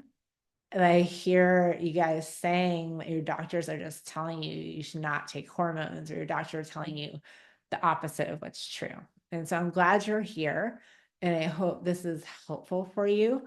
And I hope that it's empowering to know that there are answers. Like, women are living in their 50s, 60s, 70s, and beyond, feeling amazing, doing traveling, learning new languages, being fitter than they've ever been. And it's totally possible, and it's accessible, and it's affordable, and you don't have to suffer.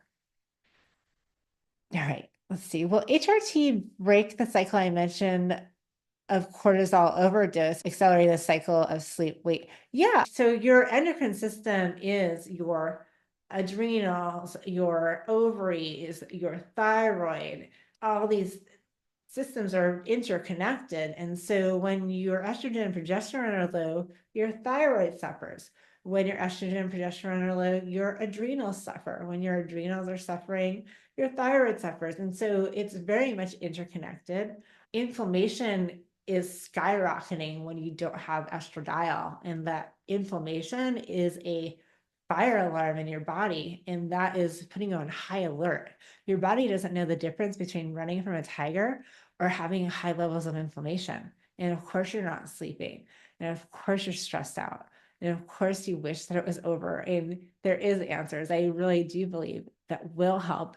There's also going to have to be some like retraining of your brain, because you've gotten so used to this being your reality that we have to open up the possibility that it doesn't have to be a reality. And so some amputation, and they still feel their watch buzzing on their arm that's not there anymore because their brain has just been trained. So you might have to do some untraining, but it will not be hard once you have those hormones back on board, when they're at the right levels and you have the support and the education and the understanding. It can really open up a lot for you. If you're not sleeping, you're dealing with this cortisol. I mean, that I know, like when I miss sleep one night, I'm a little bit bitchy.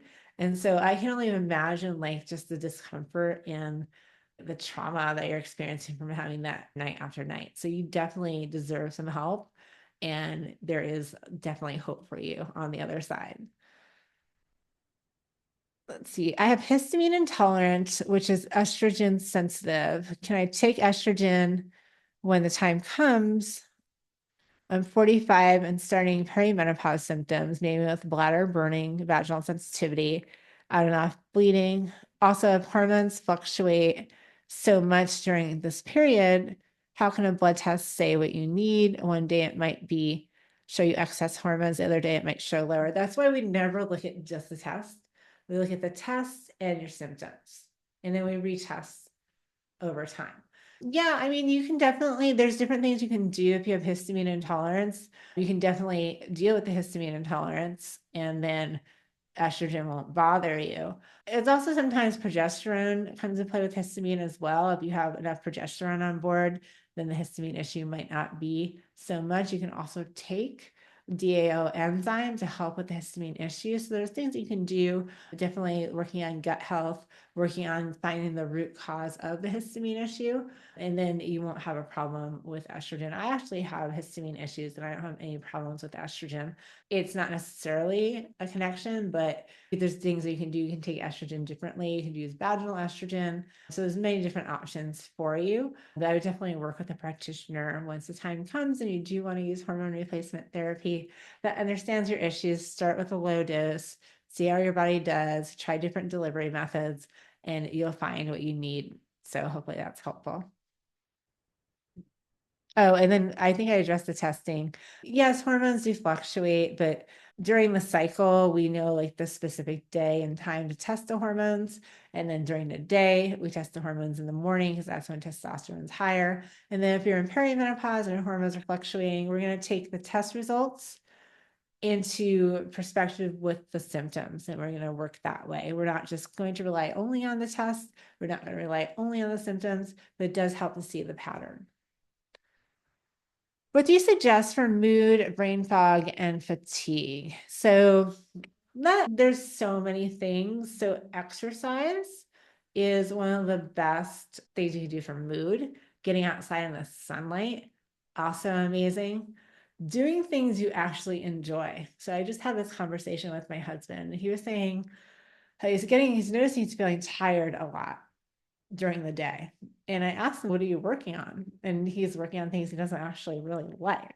And so we were talking about when he's a great writer, and he was talking about when he was working on his book, how energized he was every day and how he just woke up and started thinking about things and didn't even need coffee. And so it could also be like having that sense of purpose could be helping with your energy levels. Estrogen absolutely will help with energy, brain fog, fatigue, and mood. Estrogen and progesterone together. Sometimes testosterone and DHEA. DHEA is very energizing. Estrogen is very energizing. So I know we're talking about hormones here, but my goodness, there's so many things you can do for brain fog, for low energy. Meditation can be absolutely amazing. There's studies that show that 15 minutes of meditation can be equal to, I'm probably going to misquote it here, somewhere between 2 and 4 hours of sleep. So, I mean, there's so many amazing things, eating healthy, whole, real foods that are full of vital life force energy. There's so many things you can do for those symptoms. But if you are over the age of 40, you're not on hormone replacement therapy, that can definitely be a game changer for you. Also making sure you're getting your B vitamins, making sure you're getting your magnesium, making sure that you have adaptogenic herbs like things like ashwagandha and rhodiola and ginseng. Those can all be super helpful for your brain and for your fatigue levels and for your stress levels. So there's so many things you can do, but definitely hormones can help if that's part of the question. See, also for menopausal women on estrogen and progesterone cream, would you recommend progesterone cream for 21 days and then taking a break? How about the estrogen cream?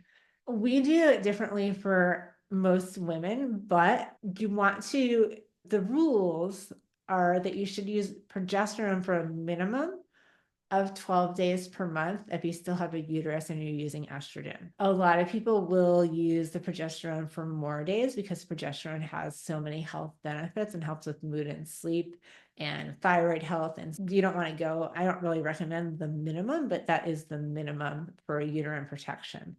Estrogen and progesterone can be used every day. And sometimes we like to, for women who are postmenopausal, sometimes we like to take a break 3 to 5 days just to allow the body to have that natural cycle that basically when you are cycling the first few days of your cycle and the last few days of your cycle, your estrogen and progesterone are very non-existent, and then you start your period. We don't bring the period back, but we can mimic that with having a 3 to 5 day break at the end of the month. It's not absolutely necessary. Some women cannot have a 5 day break because they actually start getting their symptoms back. But for those women, we can go straight through. We can take a 1 or 2 day break. I like to keep things as natural as possible and how the body would expect it to be. But there's no right or wrong way. Usually, when women are still cycling, we use the progesterone at the second half of the cycle to honor the natural ebbs and flows of the hormones. So it's really individual for each woman what they actually need and prefer. And different practitioners will do it differently. But the rule is if you're going to use estrogen and you have a uterus, you absolutely have to use your progesterone for a minimum of 12 days per month. So that's the only hard and fast rule. Otherwise, you can do however you like. Use your practitioner's recommendations. Let's see. Apologies if this has already been answered. Wondering if there's ways to increase blood serum DHEA levels without affecting the DHT pathway. I have hair loss despite taking salt palmetto and stinging nettle supplements. Is 7-keto DHEA a better option? So what you can do, so DHEA and testosterone are actually able to be modulated via lifestyle. So you can do weightlifting, eat at least 100 grams of protein per day, do things like that to help you make sure your vitamin D levels are optimal, make sure you're getting omega-3 fatty acids. Those things will all help to optimize your testosterone levels and your DHEA levels. Usually, if you're someone genetically that pushes the DHT pathway, usually something like stinging nettle, saw palmetto, things like that can help to push it away from DHT. Also, spearmint, you could do 3 or 4 cups of spearmint tea per day, or you can actually just put the spearmint in the like four tea bags in 1 cup, and you can do that. That's another option. There are also drugs and medications like spironolactone that will push it down the wrong pathway, or not the wrong, but the non-DHT pathway, the less androgenic pathway. Only sometimes that will also lower your overall testosterone levels. You might just need to increase your dose of your saw palmetto, pygeum, and nettles. Pygeum is another herb that has similar effects. Spearmint, pygeum, nettles, and saw palmetto. Maybe up your dose of that and see if that helps. What is your opinion about troches as a method of bioidentical hormone replacement? I think troches are fine. For those of you who don't know what a troche is, it's a little waxy square that you put under your tongue or in between your cheek and your gums, and you let it dissolve in your mouth. It delivers the hormones sublingually. I personally don't like them to use for myself because I don't like that waxy feel in my mouth, and I'm not 100% sure what's the other ingredients in that. So we actually get the same benefit from sublingual progesterone that's in a dropper form, but I don't have any problem with them at all. Maybe with estrogen, the only issue is you want to make sure that you are not swallowing any. If you swallow it, then you're back to oral estrogen again. So you just want to make sure it's not being swallowed. And usually the research is about 30% of troches are swallowed just because it's almost impossible not to swallow any of your saliva during the 15 to 20 minutes it takes to dissolve in your mouth, depending on how big your troche is. Awesome. All right, let's see. How are we doing? We've been on for about an hour and a half. We still have a lot of you guys here. I'll keep answering questions if you guys are game. All right. I'm almost 62. I've had tremendous difficulty getting any restful sleep. I'm very sensitive to medications, have trouble handling the usual doses prescribed. I'm currently trying liquid progesterone, 4 drops, and half of an estradiol patch per week. I think I'm not tolerating even those low doses. What suggestions do you have to help improve sleep quality and, more importantly, to raise my overall extremely low progesterone, estrogen, and testosterone levels? So I would look at probably other areas of health to see if we can shore up your health in while you're taking these hormones. I would stay at the low dose. It says you're not tolerating the low doses. I'm not sure what types of symptoms you're experiencing as far as your sensitivity is concerned. That might be helpful to know so that we know what to do about it. But you can even start with 1 drop of progesterone. Start with 1 drop, see how your body does, get used to it, and then go to maybe not the patch, the estrogen patch, maybe go with the estrogen cream or gel. That way you're not getting the adhesives or the plastics or the petrochemicals or anything that can be in the patch. So you want to go with as pure hormones as you can, very little additional ingredients, make sure that's all natural, plant-based, no chemicals, nothing you've never heard of. And that can help to improve that. You might also want to change the location of where you're putting your hormones. If you are using like the thin areas of skin, like I mentioned earlier, you might want to switch to like your butt cheek or your outer thigh for a more slow release, and that might be more tolerable for you. And then depending on your symptoms, maybe we need to work on gut health, maybe we need to work on mineral balance, maybe we need to work on mitochondrial health. So there's other things that might be at play that can be causing these symptoms as well, or making you more sensitive to the hormones. So I don't know if when you were cycling, having your period, back when you're in your 30s, 20s, 30s, if you also were sensitive to your own hormones. If that's not the case, then there's likely things that we can do to help. See, I'm a firm proponent of using the dry urine testing for comprehensive hormones, the Dutch test, as the gold standard for perimenopause, postmenopause. Do you agree? I like the Dutch test for looking at hormone metabolic pathways, but it doesn't actually measure the total free and available levels of hormones. Like your progesterone reading is just a guess based on the metabolites. And then for women in menopause, it's often they don't have enough estrogen to even register on the metabolites. And so it's not very accurate for women with lower levels of estrogen. But I do like the Dutch test for looking at hormone pathways, for looking at the way things break down, especially for women that are cycling. But I don't love it for hormone replacement therapy and for testing hormones in postmenopause. I do the test, but not for this particular scenario. I like looking at the free and available levels, the unbound levels of the hormones. They're actually active in your tissues. And so that's what I'm looking at. But like I said, I do use Precision Analytical and the Dutch test for other things. I also really love the cycle mapping test, which is incredible information for women who are having irregular cycles or having cycle symptoms during their cycle that they can't quite put the pinpoint on. Like right before I get my period, I always get a rash, or 3 weeks into my cycle, I'm having these symptoms. And it's really great to look at the incomplete cycle map, which is done with dry urine. And I think that's great as well. But for perimenopause and menopause and monitoring hormone replacement, the Dutch test is not the best. Okay. Just recently, I had a total hysterectomy. I have my ovaries and also had an endometrial ablation years ago. Not sure how long I've been in perimenopause due to this. I've had no cycles since the ablation.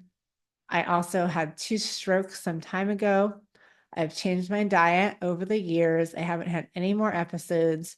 With that being said, I'm looking for information about hormone therapy, bioidentical hormone therapy, and if this is even an option for me. Okay, so yes, it is an option for you. So you had a total hysterectomy. Oh, so not a total. Total hysterectomy is when they take out your ovaries as well. Partial is like when they take out your uterus and not your ovaries, or at least leave one ovary in. So I was a little confused, but you said you still have your ovaries, you had an ablation. So you don't know like how long you've been in menopause, but You're not getting periods, you're not getting cycles. I know that you've had the issues with the strokes in the past, so you definitely don't want to use oral estrogen or medroxyprogesterone acetate, but you are definitely a candidate for bioidentical hormones. I would recommend booking a call with our hormone coach to talk about your symptoms, talk about your specific case, and see if our Healthy Hormone Club might be a great option for you. We offer a ton of support. And so it's not like just to go to the doctor, you get your prescription, and then you don't see them for a year. Like you actually get like a whole hormone team to answer questions. And I think that's an important part of it, is like being part of the community and getting those questions answered and getting it customized to you. So absolutely, we just put that link in the chat for you. So it's just glownaturalwellness.com/pages/book a call. It's easier if you just click it. But yeah, I think that I personally think that you'd be a great candidate for transdermal bioidentical hormone replacement therapy, especially if you're experiencing some symptoms, or you just want it to be preventative for heart disease, stroke, future strokes, dementia, Alzheimer's, cancers, things like that. You want to shore up your body and be as resilient as possible and have that best optimal health for as long as possible. See, I'm 53 and I've been on low dose birth control for 30 years. I've tried to stop several times. I have major symptoms every time I try to stop. I still do have very light period every month. My estradiol and progesterone levels were checked recently, and they are both below the lowest level listed on the lab results. So just so you know, it's because you're on birth control pills, and those are suppressing the estradiol and progesterone from being released. So it's nothing weird about you particular. It's that the birth control pills are specifically there to prevent your body from making its actual hormones. Let's see. Would going on HRT help me get off birth control without having terrible reactions, hot flashes, joint pain, headaches, mood swings when I try to stop it? So I wish I could just say that you can stop your birth control, start hormone replacement therapy, and you won't feel a thing. Chances are, because your body has been on these synthetic hormone disruptors, this birth control for 30 years, it can be a little bit rocky. It'll be better. Like you won't have as much severe symptoms when you get off the birth control as you had in the past if you are adding in the hormone replacement therapy, but it's not going to be like an unnoticeable transition. You may get some of those symptoms back for a period of time. They won't be as severe as they have been if you just go cold turkey and don't take anything. But I'd be lying if I said that it would just be smooth sailing.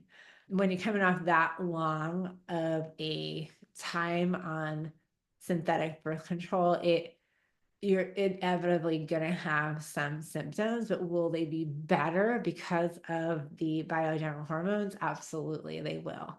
And you might have to be on a higher dose of bioidentical hormones for a period because you're so suppressed, and then we might be able to ease it up a little bit once your body balances out.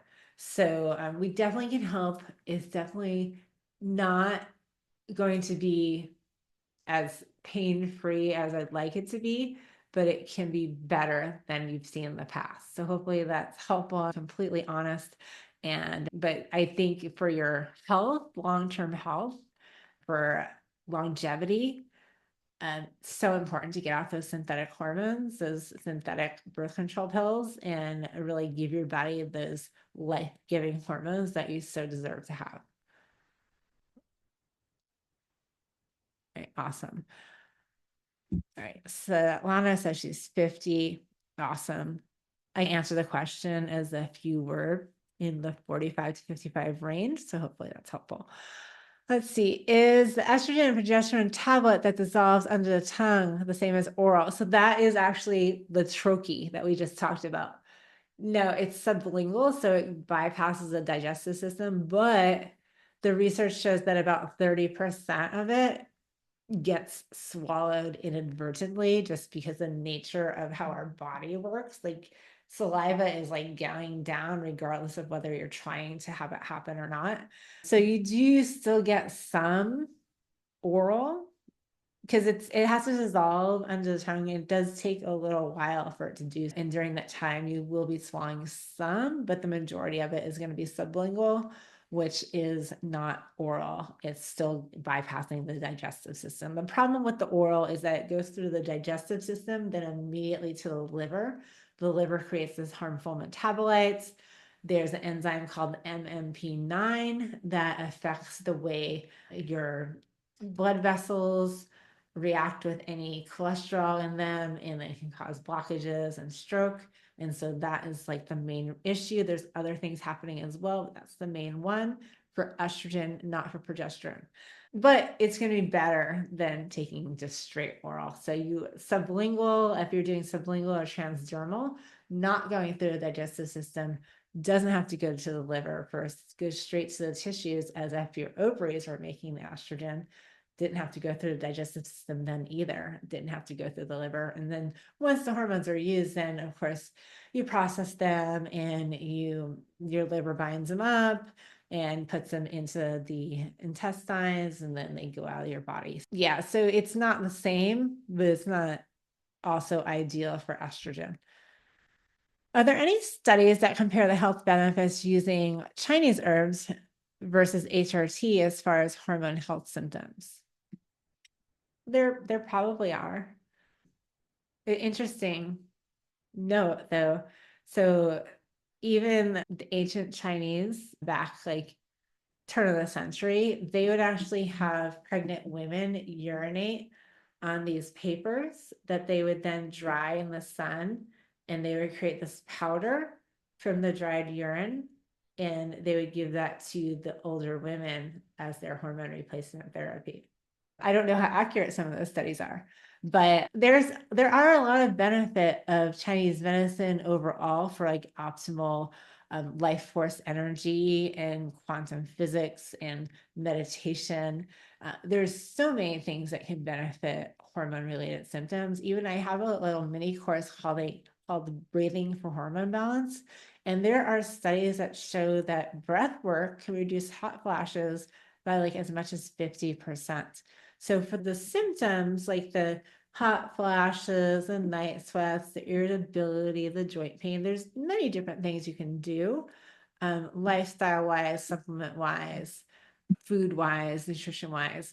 But none of those things are going to give you back your estrogen or progesterone. So you still have that deterioration going on, if that kind of makes sense. So the bone deterioration, the blood vessel deterioration, the detriment to your heart tissue, the plaques forming in your brain, the increased inflammation. So all that still happens, but you might be calming some of the symptoms. So yes and no, I guess I would say, and I'm sure there are studies. I don't have any of them in front of me that I can quote, but there are many things. Like I said, I've got a whole book back there, many things that we can do to optimize our health and overall state of wellness and our energy levels and our life force that are not hormone related. But I always want to advocate that the best case scenario is going to be to replace your hormones, because it's going to improve your longevity, improve your energy, and improve your quality and length of your life. So I would be doing a disservice if I just said, oh, just take these herbs and everything will be fine, because it's not really true. Women used to have a life expectancy that was about 50 years old, and that was about, and some before that was even less. So a lot of women in our history didn't even live to experience menopause. And then the ones that did weren't around that much longer after menopause. And so there's really no need for hormone replacement therapy. But now, since we have modern medicine and we have indoor plumbing and we have all this hygiene and people are living to 100 years old, that's half of our life in perimenopause or menopause. Average age of women right now is about 82, 83 years old. But if you start perimenopause at 40, that's actually half your life in the state of decline. And so that's why I'm a huge proponent for hormone replacement therapy, because we're only going to be extending our life longer as we have more advances in medicine, and there's no need to be suffering all that time. Hi, I'm from Indonesia. Osteoporosis in Indonesia, there is its spelling is a little difficult. Is a SAC calcium or anti-orbital calcium for osteoporosis. How are you familiar with these tools? There's a lot of different treatments for osteoporosis, from drugs to nutrition and things like that. But I will tell you the primary cause of osteoporosis in women over the age of 50 is estrogen decline. When we're in natural medicine, we like to look at the root cause and not just cover up symptoms, but actually treat the root cause, and that would be loss of estrogen. So the treatment would be estrogen, if that makes sense. But yes, there's lots of other things you can do. Definitely not having enough minerals will make your bones weak. Having a poor digestive system where you can't assimilate your nutrients will make your bones weak. Not putting any stressors on your bones or any weight-bearing exercise, that will make your bones weak. Not having enough protein, because protein is the scaffolding of your bones, is made out of protein. So not having enough of that will make your bones weak for sure. So there's many other things that contribute to overall bone health, but the primary reason for bone loss or osteoporosis and osteopenia is lack of estrogen or loss of estrogen. See, I felt great when I was pregnant with my boys. Can that increase in hormones and vitality be a signal that my hormones are now off? I'm 18 months postpartum and I'm feeling awful. Lauren, yeah. So yeah, yes, you do feel amazing when your hormones are high. Your hair looks great. Your skin looks great. Actually, but I didn't feel that amazing when I was pregnant, I'm gonna be honest. So some women don't. Postpartum is difficult because, especially if you're breastfeeding, your hormones are gonna stay, your estrogen is gonna stay low while you're breastfeeding. And then once you're done breastfeeding, your hormones should start to gradually increase. But if you're over 40, then I like to call it postpartum perimenopause. You don't bounce back quite as fast, and sometimes not at all. And so for some women after pregnancy, their progesterone doesn't come back or at any significant level. And sometimes their estrogen stays low too. It's going to stay low while you're breastfeeding, absolutely is normal. But then once you're done breastfeeding, it should come back. I would definitely test your hormones at 18 months. Again, know that I don't know how long, if you breastfed at all or if you're still breastfeeding, but that's going to keep your hormones low. So wait until you're done breastfeeding before you judge. And yeah, definitely can be a situation where you're just not, your hormones are still low post the huge, amazing, miraculous, yet very traumatic experience of childbirth. So it's not uncommon for that to happen, especially for women over age 35. See, I'm 63 and I'm diagnosed with estrogen positive breast cancer in July. I had the lump removed in August. I had no chemo or radiation. They want to put me on anti-estrogen pill for 5 years. The list of side effects is awful. Yes, it is. Is there something naturally I can do instead of removing all my estrogen? Yeah, you can eat an anti-inflammatory diet. You can supplement with omega-3 fatty acids. You can optimize your vitamin D levels. You can exercise. You can avoid processed packaged foods. You can not drink alcohol. And all those things are going to give you so much more benefit of not having a reoccurrence than reducing all of your estrogen.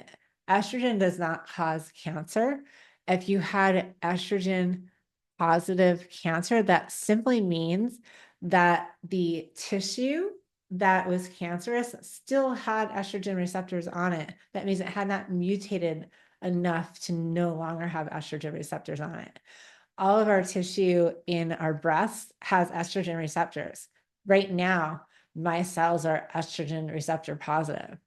If I get cancer and it's caught early enough before my cells mutate, they're still estrogen receptor positive. If it goes too far, if the cancer goes too far and my cells completely mutate, then it's no longer estrogen receptor positive. It's very confusing. And I just actually had a oncologist, a breast cancer surgeon, do a little talk for my Healthy Hormone Club, and she said exactly the same thing. You don't need to prevent your estrogen from being there. In fact, the studies show that women who use hormone replacement therapy have fewer recurrences than women who don't use hormone replacement therapy. And women who use bioidentical hormones actually fare better should they be one of the 1 in 7 women that get breast cancer. They actually have better outcomes if they've had hormone replacement therapy on board in their life. And so you absolutely definitely get a second opinion. This isn't really medical advice because I don't know your health history, but if it were me and I got breast cancer and then afterwards they want to put me on an anti-estrogen for 5 years, I would say absolutely not, because that's going to put you at higher risk for heart disease, stroke, dementia, Alzheimer's, other types of cancers like pancreatic cancer, colon cancer. All those things are going to, that risk are going to go skyrocketed from being on anti-estrogen. So you absolutely don't have to be on that. Not at all. Estrogen does not cause cancer. DNA damage, alcohol, processed packaged foods, environmental toxins, those cause cancer. Okay, is it true that cream and vaginal estrogen do not cause clots? Okay, so vaginal, yeah, so okay, I know what you're saying. Transdermal estrogen, anything applied to the skin, that route that goes into the skin and bypasses the liver. And then vaginal estrogen, low dose vaginal estrogen that stays close to the vaginal tissues, and sublingual, anything in the patch that's transdermal as well. These options all do not have to go through the digestive system and do not have to go to the liver for its first pass metabolism. That means that the liver does not create those harmful metabolites that can cause the stroke. Okay, so and the clots and the issues. So if you're using bioidentical transdermal through the skin, through the dermis, that's what it means, going through the dermis, transdermal, or sublingual that goes bypasses the digestive system, then you do not have any increased risk of clots or stroke. So you're absolutely right. You got it right. So I just want to reiterate, absolutely.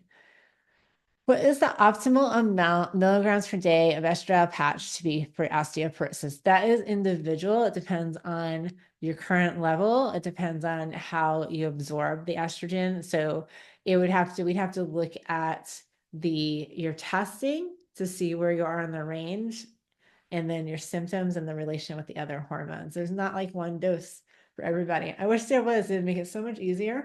I wouldn't have to do all this education. I was just like, here's the dose for women. This not. And so it should be monitored and it should be looked at on an individual basis. For some women, the patch doesn't, some women like they need half of a patch, and then some women need like a higher dose patch, and then some women don't do well on the patch. So it's going to be different for everybody. Would you recommend a E2 plus E, so estradiol plus estriol cream rather than just estradiol? If so, what ratio? I actually do recommend the combination just because of the many health benefits of estradiol. I don't lower the amount of estriol. I don't lower the amount of estradiol to add the estriol. I just add on some estriol into the dose of estradiol that I was going to recommend. So it's not like I'm giving you a milligram of estrogen, and instead of giving you a milligram of estradiol, I'm giving you half a milligram of each. If I want you to have a milligram of estradiol, I'm going to give you a milligram of estradiol, and then I'm going to give you maybe 2 milligrams of estriol. So I like to have more estriol than estradiol just because it seems to work better that way. But you can absolutely also use just estradiol as well.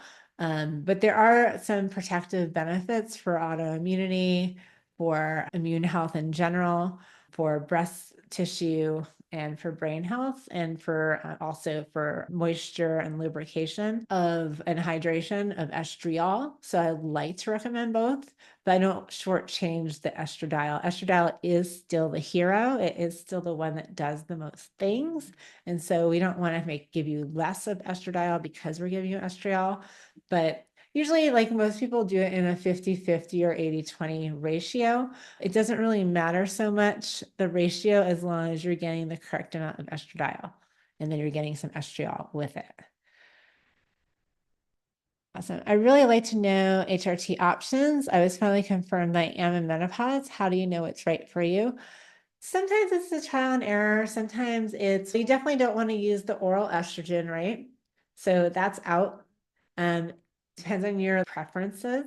Do you like doing things sublingually? Would you prefer a cream to rub on? Would you prefer a patch that you put on a few times a week?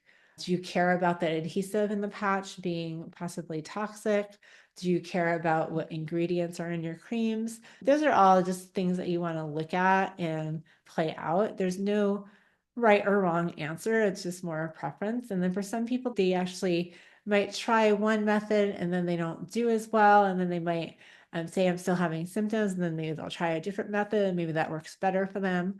So it's definitely an individual, like personal choice, and then also what might work better in your body. And there's no right or wrong, except for oral estrogen, which is wrong, and synthetic hormones, which are also wrong. Okay, if you go on BHRT for a few years and you decide to come off of it, are you slammed back into the menopausal symptoms, or the symptoms come back gradually? They'll come back gradually. So it's not like some people, they might come back quickly. So if you're taking hormones a daily dose, and so every day you're replacing your hormones for that day, and then you stop taking hormones, you're still, number one, going to have the benefit of all the time that you've been on the hormones. So you're going to have the heart health, the brain health, the bone health, the skin health, the collagen and elastin in your skin. You're going to have the inflammation reduction. You're going to have all that time that you're on the hormones, that benefit. So that's years added onto your life. Amazing. You come off the hormones, you might gradually start getting some symptoms back, like vaginal dryness, weight gain, hair loss. Those will be gradual. If you're someone who has the hot flashes, or someone who has irritability, someone who has like any kind of like ringing in the ears or joint pain, those might come back a little sooner because you don't have those hormones on board anymore to help. But it's not like a big withdrawal thing. And it's definitely a choice as well, how long you want to stay on your hormones. Most women will fight me kicking and screaming that they will stay on their hormones forever. And I actually had people who just recently with the hurricane Helene, and also previously with other natural disasters, people who actually wrote in, and I thought they were basically saying like they need to cancel their hormone treatment because they've had this catastrophe and everything's hard for them right now. But they were like, can you please send my hormones to this other location because my house got demolished. I do not want to be without my hormones. There's some women who like definitely don't want to be without them, but it's a personal choice. There's nothing wrong with being on hormones for a period of time. And then if you prefer to go off of them, maybe you have a spouse who is aging and you're like still feeling young and you want to match that spouse. There's a lot of different reasons why people might make that change. I can't imagine why you would want to come off of them, but I'm so heavily into all the research and I see all the benefits like every single day. So I think for me, I'm a little like skewed that I'm like, why would anybody not want to do this? But I also like, why would anyone not want to go to the gym? Because I love going to the gym. So I'm weird like that. But for you, it's going to be a personal choice. What hormone testing should we ask our doctor for? Estradiol, testosterone, progesterone. And then I would also test thyroid, T, T3 and free and total T3 and T4, reverse T3, TSH, and thyroid antibodies. I would also test vitamin D levels, C-reactive protein, blood sugar, cholesterol. But as far as hormones are concerned, you just need progesterone, estradiol, and testosterone. You can also test DHEA, but If you just want the bare minimum, estrogen, estradiol, progesterone, testosterone, those are like your bare minimum hormone tests. I would definitely, if you're getting a blood draw, you might as well do your thyroid too. But if you just want to, your doctor won't order your hormones because they're weird like that, you can also order hormone tests online. We do an at-home saliva test or a dry blood spot test. It's a finger prick, and you can get your hormone levels to your door in about 2 weeks with an explanation of your symptoms. And also, we're going to look at your symptom analysis as well, which your doctor's not going to do on a blood draw. Let's see, because does HRT give water weight gain? Does that go away once the body gets used to the hormones or just stays on? Yeah, so you got to remember estrogen is very hydrating, and then you're adding in this estrogen, progesterone, DHEA, or testosterone, and your body needs to circulate that around. So it's naturally going to hold on to a little bit of water weight, similar to if you used to cycle and get a little water retention around your period. It usually resolves on its own in about, for some women, a couple weeks, for some women, a couple months. If it's completely problematic, you can take a natural diuretic to help flush the water from your body. But yes, it does resolve on its own, and it's absolutely not fat. It's just a little extra water. Same thing with like creatine, the supplement creatine, that will make you hold water as well. It's not fat. And there's actually, it's being more hydrated is actually not a bad thing. Some people feel uncomfortable with the water weight gain, especially if you wear like tight clothes all the time, but it is very much temporary. And then if you stay on your hormones, you'll see an improvement in your body composition overall. So more muscle, less fat. And so some women don't have any water retention though. So it's something that you just have to wait it out through. But no, it does go away. Okay, let's see. I'm going to answer 2 more questions and then I'm going to call it a day, but I'm going to do several of these Q&As throughout the month of October since it's menopause month and breast cancer month. I didn't talk that much about breast cancer on this one, so maybe I'll do a breast cancer special. But there is a link in the chat where you can book a private one-on-one hormone consultation and learn about your specific symptoms, whether that's something that would be helped with hormone replacement therapy. You can learn about the hormone replacement therapy that we recommend that is non-toxic, 100% plant-based, 100% natural. We actually just got certified by the Coalition for Safe Cosmetics and Leaping Bunny, which is cruelty-free, toxin-free hormones or products, cosmetics products that you use on your skin. And so I feel like we're like the only hormone replacement that has those certifications, by the way. So we can tell you about that. We can tell you about how you can work with us, or we can just give you advice that you can talk to your doctor about. Definitely book that call. It might be filling up because there's hundreds of you on here, but definitely grab a spot. But do not grab a spot if you're not going to show up, because we do have a lot of women who do want help. And if you grab a spot and if something changes and you can't make it, just let us know so we can give that spot to somebody else. That's all I ask. Otherwise, we're happy to help you with free information, these free calls, and then the free calls with our hormone specialist, because we really do want to help women have a better menopausal experience. All right, next question. So I'm 46, and over the past 6 months, I started having unusual amount of sweating under my arms. Before now, I can do a full workout and experience this amount of sweat. Now I sweat with very little or no activity. I can't call it a hot flash either because I'm not hot. My underarms is just wet. Is this a sign of hormone imbalance? If so, is there anything I can do to correct it? So yes, it is, because your hypothalamus is affected by estrogen decline, and that is your temperature control center in your body. And even if you're not feeling hot, your body is actually trying to cool itself off with that sweat. It could be that you're in a warm climate, but I think that you've ruled out all those like environmental things. Otherwise, you probably wouldn't be asking the question.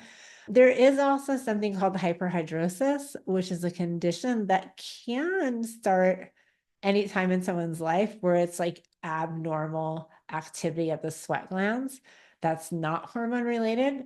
So it could be that. If that's the case, there are things you can do to stop it from sweating. But you got to remember your sweat is detoxification. So your body's actually releasing toxins through the sweat. Our skin is our number one detoxification, or our largest detoxification organ.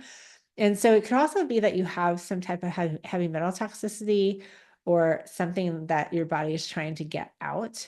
So I'm not a huge fan of the treatments that like stop you from sweating because you're like taking away your body's detoxification abilities. I definitely would test your hormones and see, do you have low estrogen? Do you have low progesterone? Could that be the case? If that is the case, let's try that as like a first measure and see if balancing your hormones takes care of that. Otherwise, it could be some level of toxicity, maybe heavy metal toxicity.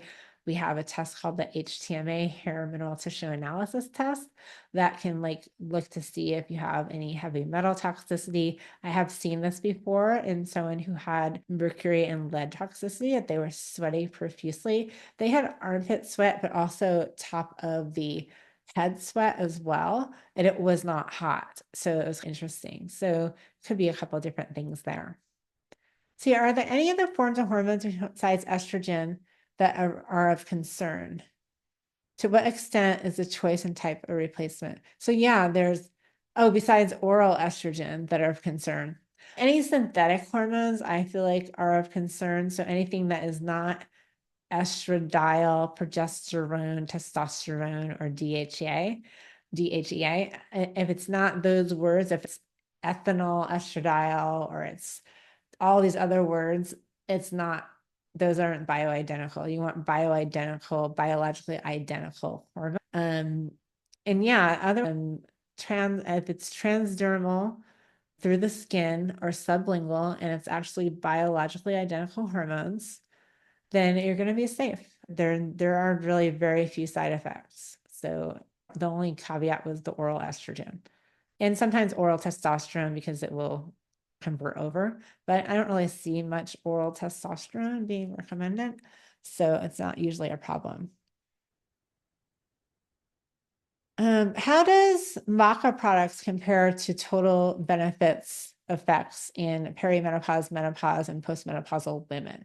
Maca is an adaptogen, so it can help with energy levels. It can help with balancing out your adrenals. It can help sometimes be a helper if someone needs a little help with their testosterone. Sometimes maca can help to optimize that if you already have the raw materials to make your testosterone, but it's definitely not the same as hormone replacement therapy, if that was the question. But it is a beneficial herb. We have it in some of our products. In our Venus supplement, we have maca in there, along with other herbs that can help with libido, can help with energy, can help with estrogen levels. All right, you guys, I'm going to call it a day because I've got to get home and have dinner with my family. So I do have all your questions here. I will try to do some Instagrams to answer some of these questions that were not asked, that did not get answered. But if you have questions that did not get answered, please book a call with my team. The link is in the chat. I will also send it out via email, if not tomorrow, the day after, so that you guys have that. But definitely do that because you guys deserve answers. There is the whole world out there for you guys, and it's amazing. And you have energy and a great mood and feel and look the way you want to look. And you don't have to worry about all these diseases of aging. And you can actually be all that you want to be. And it's easy, it's simple, it's safe, it's affordable, and it's supportive. Like we are together in this. You guys can always reach me on Instagram. You can direct message me. You can show up on my future calls. We do these quite often. And you can join my community of the Healthy Hormone Club. And then you're in my inner circle and we can hang out and have fun and share beauty secrets.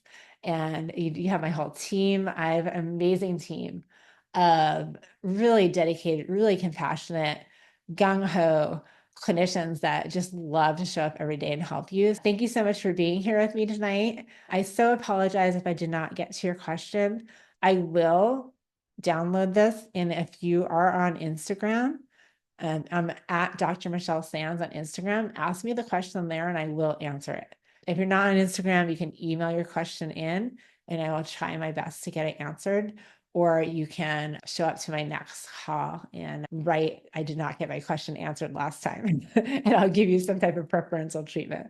So thank you so much for being here. I really enjoy spending time with you guys, and I hope to see you in one of my programs or on Instagram. I hope that you join and take advantage of the free hormone consultation because I think it can really change your life. And I will talk to you guys soon. Take care. Bye-bye.